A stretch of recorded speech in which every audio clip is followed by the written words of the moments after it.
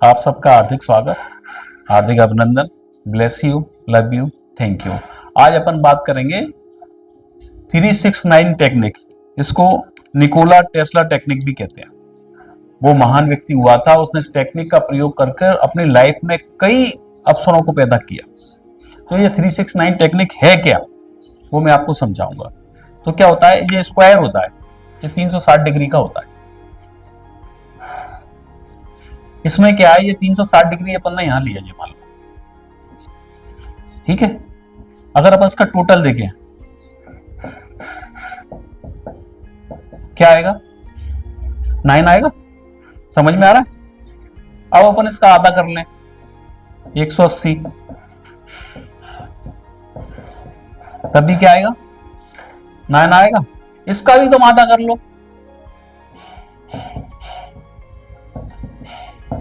तो क्या आ रहा है, 9 आ रहा है। इसका भी तुम आधा करो,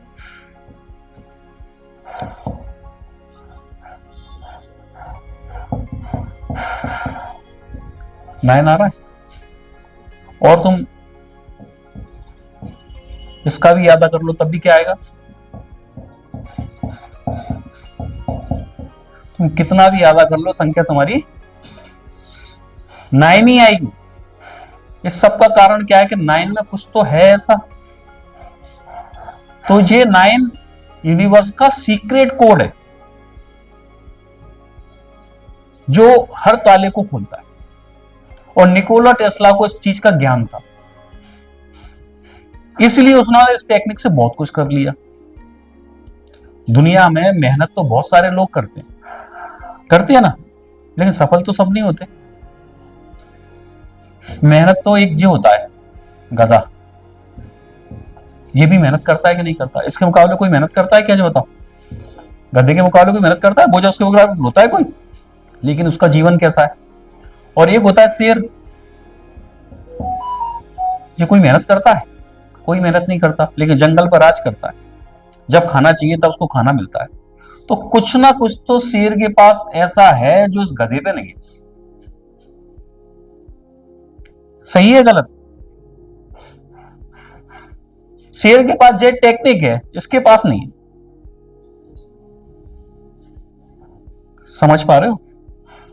एक तो मैंने तुमको मैथमेटिक्स से करके दिखा दिया कि हर बार 9 नंबर, हर बार 9 नंबर, और 9 ग्रह होते हैं, तो कुछ तो है। इससे ये प्रूफ होता है कि इस 9 में कुछ ना कुछ विशेष चीज है।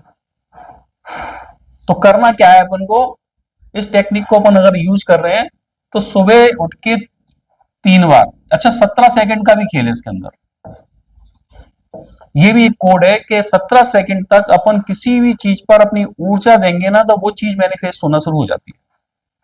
तो सवेरे ही सवेरे उठ के आपको 3 बार लिखना है इसको, 369 टेक्निक को जो बताइए अफर्मेशन। दोपहरी में 6 बार और रात्रि में 9 बार। अच्छा, टाइम का बहुत बड़ा बेसिस खेल है इसके अंदर। पहर होते हैं, पहर। सवेरे का जो पहर है वो 8 से 12 का, फिर 12 से 4 का, फिर 4 से 8 का। ये 3 पहर होते हैं। इन 3 पहरों में ही हमको इस टेक्निक को लगाना है। 3 पहरों में हम कभी भी इस टेक्निक को लगा सकते हैं। अब सवाल आ रहे हैं फिर अपन गधे पे और शेर पे। 12 से 4 हो गया, और दूसरे पे तीसरे पे 4 से 8 है, गलत लिख है। 4 से 8, 4 4 घंटे के 3 पहर होते हैं। 3 पहर के अंदर इसको अपन को टेक्निक को लगाना है। अब बात आ रही है फिर वो गधे और शेर वाली। तो केवल गधे और शेर की ही बात नहीं है, एक गधा और घोड़ा भी होता है।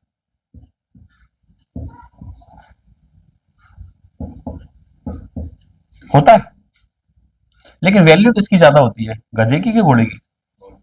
घोड़े की होती है ना।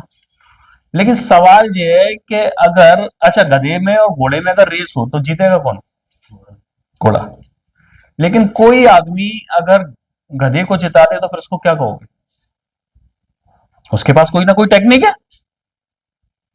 और कोच तो वही है जो गधे को भी जिता दे। उसके लिए मैं आपको एक उदाहरण देता हूं कि एक गांव था, मां हुई रेस घोड़ों की, तो सब गांवों से घोड़े मंगाए गए। एक गांव के अंदर घोड़े थे ही नहीं, वहां सब गधे ही गधे थे। तो पंच ने कहा भेजना तो पड़ेगा, जरूरी है, नहीं तो नाक कट जाएगी। तो उन्होंने देखा एक गधों में एक गधा ऐसा था जो घोड़े जैसा दिखता था, लेकिन घोड़ा था नहीं। तो उनने उसकी तरफ देखा तो बोला मरवा मत मुझे, मुझे मत भेजना घोड़ों के बीच में, मर जाऊंगा मैं, नहीं जाऊंगा, चाहे कुछ जाऊं, लुट जाऊं, चाहे बर्बाद हो जाऊं, मैं नहीं जाऊंगा। सरपंच ने कहा गांव की इज्जत का सवाल है, इस गांव का तूने अन्न खाया है, तू चाहता है कि नाक कट जाए। इतना सब लोगों ने मोटिवेट किया, तो वो कह रहा ठीक है, अब तो मैं चाहे लुट जाऊं चाहे बर्बाद जाऊं, अब तो मैं जरूर जाऊंगा और दौड़ूंगा भी। अब रेस शुरू हुई तो खड़ा कर दिया हमने, घोड़े खड़े एक तरफ गधा खड़ा। अब गधा अकेला, घोड़े इतने सारे। उसने देखा इधर घोड़ा, तो उसकी टांगे कपने लगी, कॉन्फिडेंस लो। सरपंच ने देखा कि ये तो मरवाएगा, नाक कटवा देगा। इधर विसिल बजी और उसने, सरपंच ने क्या किया, आधा किलो मिर्ची ली और उसके पीछे। अब बताओ क्या हुआ होगा। पहले वो गधा दौड़ नहीं रहा था, अब रुक नहीं रहा। 2026 की रेस हुई उसमें ही फर्स्ट आया, 2027 की रेस हुई उसमें ही फर्स्ट आया, और 2028 की रेस हुई तो उसमें भी फर्स्ट आया वो। तो गधा घोड़ा बन गया, क्यों? क्योंकि उसके आग लगी थी पीछे। रॉकेट भी सबसे ज्यादा तेज क्यों दौड़ता है? क्योंकि उसके भी पीछे आग लगती है। अगर तुम गधे हो, तुम्हारी आग लगी है ना, तो तुम घोड़ा बन जाओगे, ये पक्की बात मान लो। बात सारा खेल काय का है? आग का। अब यहां पर बात गधे और घोड़े की भी नहीं हो रही, यहां पर बात एक और हो रही है कि शेर होता है, शेर तो है ही, और बकरी भी होती है। आप ये बताओ, गाड़ी से कहीं जा रहे हो, बीच में बकरी आ जाए, आप रुकोगे? नहीं रुकोगे ना। और शेर आ जाए तो कहोगे बापू जा रहा है, रुक जा भैया। तो शेर का रुतबा है। एक चीज और देख लो, इन सबको छोड़ो तुम, शेर जो होता है इसकी रफ्तार कितनी है? 60 किलोमीटर। और हिरन की रफ्तार कितनी है? 90 किलोमीटर प्रति घंटा। तो ये हिरन शेर के हाथ में कभी आना चाहिए?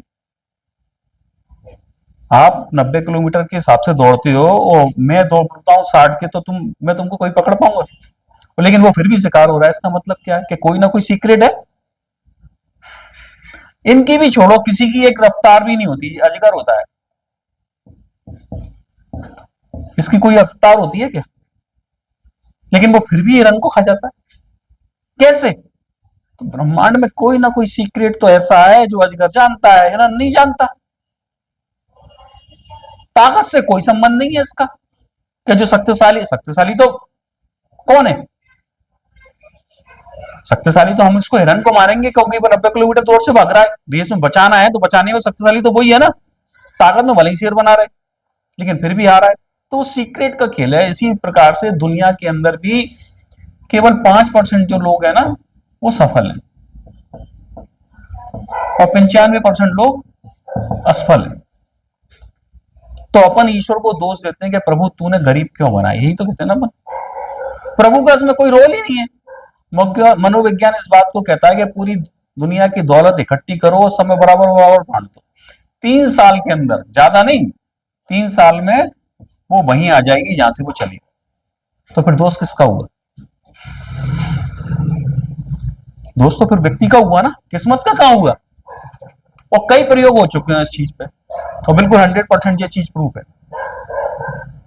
तो अब क्या है कि हमने टेक्निक जान ली। वैसे एक बच्चा है, जैसे ये छोटा सा बच्चा, ये 50 किलो वजन नहीं उठा पाएगा, लेकिन वो चिन पुलिंग का सिस्टम एक ऐसा आता है, उससे मुझे 1000 किलो भी उठा लेगा। तो काय का खेल है? सिस्टम का। तो कोई ना कोई एक ब्रह्मांड में सिस्टम है। तो वो निकोला टेस्ला ने ये टेक्निक निकाली 369। इसका यूज करके हम अपने जीवन में कुछ भी पैदा कर सकते हैं, लेकिन इसका तरीके से और सही यूज करें तो। तुमको जो चाहिए, धन चाहिए, तो सवेरे लिखो मैं धनवान हूं,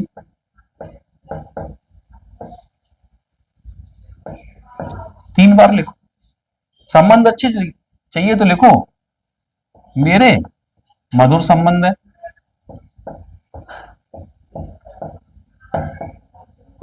स्वास्थ्य चाहिए तो लिखो मैं मैं स्वस्थ हूं।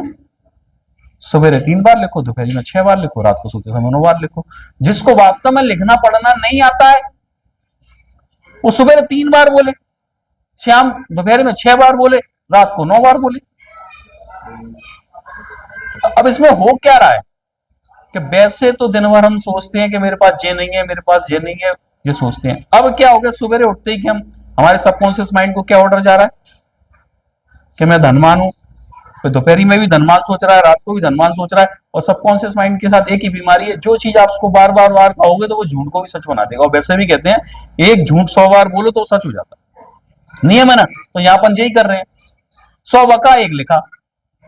पुराने लोग यही तो कहते थे ना कि लिखा हुआ मानेंगे, हम औखाग्र नहीं मानेंगे। तो यहां भी हमको यही करना है, टेक्निक का यूज करना है। और इससे अच्छे और इससे शानदार टेक्निक कोई दुनिया में नहीं है, क्योंकि ये प्रूफ है 9 का खेल। सारा खेल 9 का है दुनिया के अंदर, लकी नंबर है जी हमारा। इसका तरीके से, और क्या अच्छा नुकसान क्या है इसमें? कोई नुकसान नहीं है, सिर्फ फायदा ही फायदा है। लेकिन बस ये ध्यान रखना, ये टेक्निक काम जब ही करती है जब हमारा उसका फेथ है। मानो तो शंकर, नहीं तो कंकड़। पत्थर ही तो है वो, हम भगवान मान रहे हैं तो भगवान बनकर हमको फल दे रहा है। जो पत्थर मांग रहा है तो वो पत्थर ही कहते हैं ना कि चलो क्या, अगर क्या कहते हैं, पाथर पूजे हर मिले तो मैं बूझू पहाड़। समझ रहे हो कि नहीं? ऐसे मान लो दो है, एक मुसलमान है एक वो है। एक कह रहा है मुसलमान देख के कि पाथर पूजे हर मिले तो मैं पूछूं पहाड़। तो वो क्या कह रहा है हिंदू कि टोपी मिले, गॉड मिले तो मैं उड़ू तिरपाल।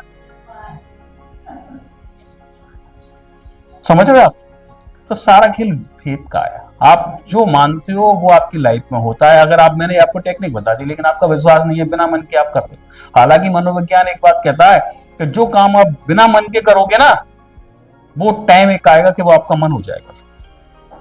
जैसे वाल्मीकि जी थे, वो कौन थे? डाकू थे। उनको राम का नाम जाप दिया, उन्होंने क्या जपा? उल्टा जपा, मरा मरा। फिर वो क्या बन गया? राम राम। और फिर वो उससे क्या हुआ? उन्हें रामायण तक लिख दी। तो ये मनोविज्ञान कहता है किसी चीज का अगर आपका मन नहीं है तो आप नाटक करो, उसका प्रमाण देखो। आप शादी में जा रहे हो कहीं, आपने देखा हो कई बार, कई कई ऐसे होंगे जिनका नाचने का मन नहीं हो रहा, कईयों का नाचने का हो रहा। वो 4 आएंगे बाद पकड़ेंगे, वो कहेगा मैं नहीं जा रहा, मैं नहीं जा रहा। लेकिन वो जबरदस्ती ले आते हैं तो थोड़ी देर बाद क्या होता है? अब वो चालू हो रहा है, हो गया, वो बंद हो गया, लेकिन वो बंद ही नहीं हो रहा। क्यों? क्योंकि वो माहौल में आ गया। तो जिस चीज को आप बिना मन के भी करोगे ना, उसमें मन आपका लग जाएगा, ये गारंटी है। और जैसे ही मन लगा समझो सत्य हो गया। तो 2 ही चीज है ना, या तो हमारा मन लग जाए शुरू में ही तो बहुत अच्छे परिणाम है, लेकिन मन नहीं लग रहा तो उस स्थिति में भी हमको क्या करना है? उस काम को करना है।